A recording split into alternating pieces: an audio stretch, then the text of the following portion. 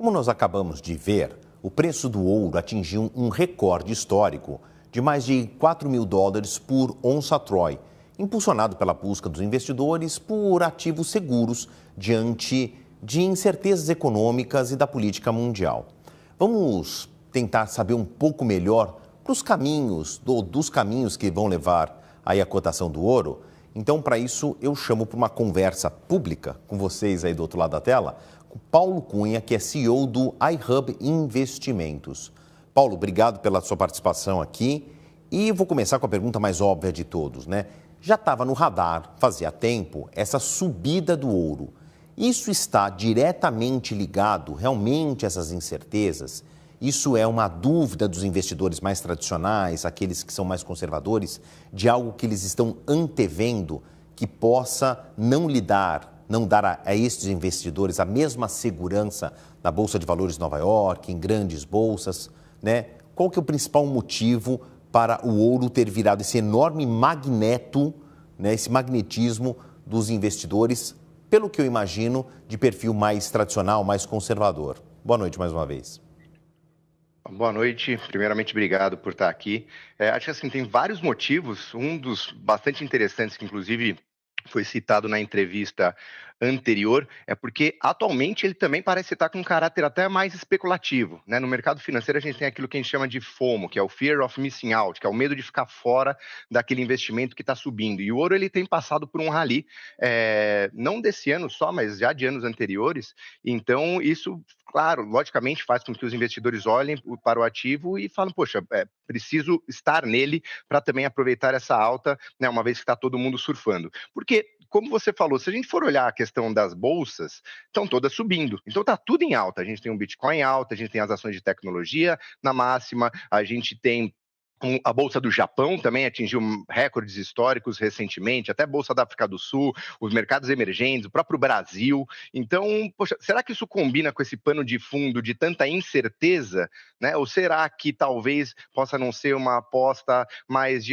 será que as bolsas vão continuar subindo? Bom, já que está tudo subindo, eu prefiro algo que suba, mas que caso venha a cair, seja considerado um porto seguro.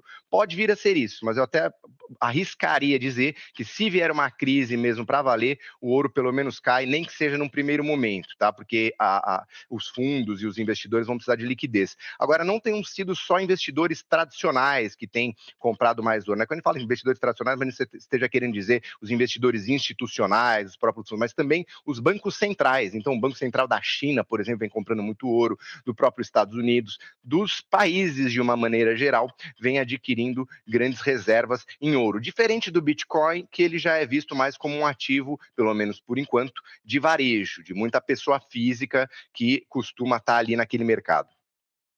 Paulo, tem um outro fenômeno, se a gente olhar num arco de tempo relativamente curto, Covid-19, 2020, nós estamos em 2025, entre a gente ter descoberto o vírus, a pandemia, depois a vacinação e a Organização Mundial da Saúde ter dito, não tem mais pandemia, a gente tem uma retomada do crescimento e tudo mais. Mas nesse arco de tempo entre a declaração de pandemia e o momento de hoje, são 5 anos, pouco mais. E o ouro dobrou de valor nesse, o que eu vou chamar de curto espaço de tempo. Porque tudo bem, a gente entende a crise da Covid, uma incerteza, um pânico global, entre aspas, chegou a 2 mil dólares. Agora supera os 4 mil dólares, num curto espaço de tempo. O que tem de explicação nesse meio do caminho ou é um fenômeno isolado?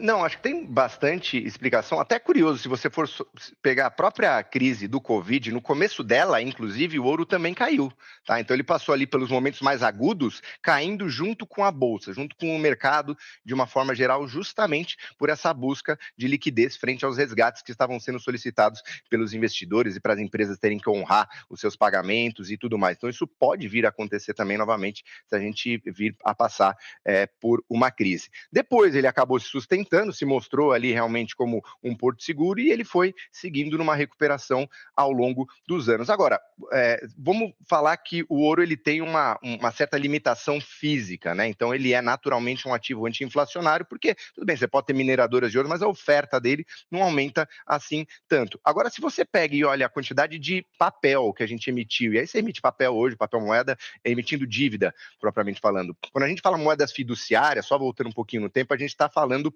que foi quebrado o lastro ouro que tinha lá em 1970 e poucos, né, no governo Nixon, onde cada dólar representava uma certa quantia de ouro, isso não tem mais. Então aí essas moedas fiduciárias não tendo isso, elas podem expandir, né, vamos dizer assim, ao bel prazer ali dos governantes, dos bancos centrais, só que isso tem consequências. Então a oferta monetária em termos de dívida, de dinheiro em circulação, ela também dobrou. Então, se eu tenho quase a mesma quantidade de ouro para agora, o dobro de moeda disponível, é um pouco natural que você tenha esses ativos que são anti-inflacionários, eles também dobrarem de valor. Junto com isso, também vem a inflação, né? Quanta coisa não dobrou de valor de lá para cá, se a gente for olhar, né? Então, mesmo nos Estados Unidos, você teve inflações ali relevantes. O próprio iPhone custava 600, 700 dólares, hoje chega a 1.000, né? Aqui no Brasil, então, triplicou. Então, não é só ouro, entende? Acaba sendo a percepção de valor real ali. A base ouro expandiu um pouquinho, porque também a prata, que é menos raro do que o ouro, né? O ouro tem esse valor por dois motivos essenciais da economia: a oferta e procura, né? Como você falou, por mais que haja mineradoras de ouro, a gente, em toda a história da humanidade, se pegar toda pepita de ouro que foi arrancada, a gente não enche uma piscina olímpica, por exemplo, né? Parece muita coisa, mas não tem tanto ouro assim extraído da crosta terrestre. Agora, a prata também é fundamental para a indústria, também tem esse valor intrínseco, também é uma reserva, e ele está batendo um preço que o último recorde foi em 1980.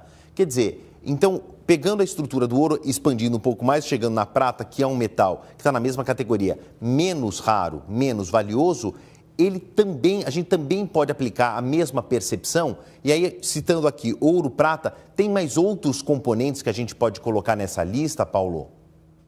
Eu acho que todos os metais preciosos, né, ditos preciosos, esses raros, esses que já foram utilizados, porque tanto o ouro quanto a prata já foi utilizado como moeda, né? Então, geralmente, até o que se faz é meio que uma composição, um pouco de ouro, um pouco de prata. Então, desde a Roma antiga, desde muitos impérios, você tinha ali, era uma composição, né? As moedas lá atrás raramente eram ouro puro, tá? Então, ela meio que faz parte dessa composição aí, e então ele anda muito correlacionado também com o ouro em muitos momentos. Agora sim, ele tem também esse caráter um pouco industrial, porque ele é utilizado muito mais do que o ouro na própria indústria. Agora eu acho que para por aí, né? Talvez cobre, a gente pode ter visto isso também, ouro, prata, cobre, enfim, os outros metais preciosos que talvez não esteja recordando agora, mas por exemplo, você vai para o minério de ferro, ele já tem um componente muito mais atrelado, né, em termos de correlação com o mercado imobiliário chinês, por exemplo, né, que é hoje o país que mais constrói infraestrutura, prédios no planeta. E você olha o comportamento do minério de ferro, ele não está nas máximas, pelo contrário, ele está até perto de 40%, 50% do valor que ele já atingiu de topo histórico. Então, esse é um dado curioso, tanto o minério de ferro quanto o petróleo, quando a gente pega e olha em termos de preço, as commodities mais ditas industriais, não estão operando perto de máximas. Então, o que você vê, de fato, é uma busca ali por reserva de valor, por metais preciosos, e às vezes até o Bitcoin entra um pouco nessa, mas, de fato, em termos de consumo, de construção, de economia bombando, que às vezes faz subir também outras commodities, como eu citei aqui, minério de ferro e petróleo, a gente não vê isso acontecendo, apesar da inflação. Isso, de certa forma, já foi também uma certa conquista dos juros altos que a gente vem passando, tanto nos Estados Unidos quanto aqui. Bom, então quem tem ouro em casa ou papéis em ouro, guarde que pode ser um bom negócio aí. Paulo Cunha, anota que a gente vai voltar a conversar assim que o preço do ouro oscilar e também outras reservas de valor. Estou querendo aqui uma pauta importante sobre criptomoedas que, como você falou, também tiveram máximas históricas aí nos últimos dias. Conversei com Paulo Cunha, CEO do iHub Investimentos.